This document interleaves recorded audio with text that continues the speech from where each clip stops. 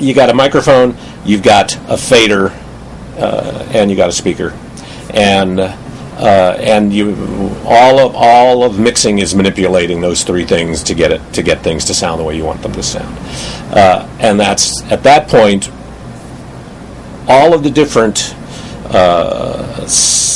categories of mixing diverge, because that's where the similarity ends. When we do television, television is like guerrilla audio.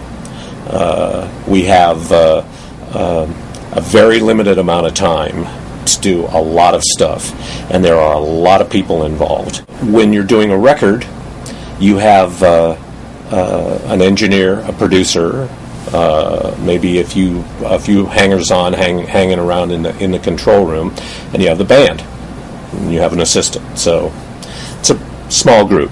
They're all in one room, all focused, and usually you have you have a schedule, but it's not a deadline.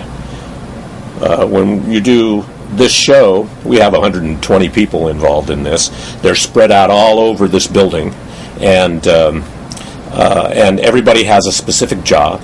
And when some people are doing their specific job, we in audio are doing nothing. So we're basically sitting around waiting for them to do to finish up so that we can do what we do, and it all comes crashing together around 7 o'clock, and we just blow straight through a show. Unless there's a major train wreck, we don't stop. We have 3 different performance areas here. We've got an area out in the back, a full performance concert stage. We have a smaller stage inside in our lobby, which is like a small club, and then we have our studio stage, which is even smaller. The band, I usually get an input list. I get a copy of the song.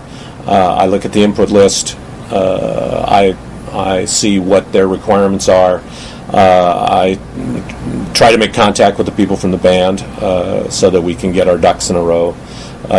Some bands are endorsed by a certain microphone manufacturer, so I have to make sure that we're covered, that we have the microphones that we need, or if we don't, if they're okay with what we use. I have some standard stuff that I like to use. Part of that is because I know what it'll do. I'm used to it, but I'm not opposed to trying new things. In fact, I've learned. That's one of the things that I've found is that if I stay open to this stuff, I learn a new trick every now and then, and I like to have new tricks in my bag.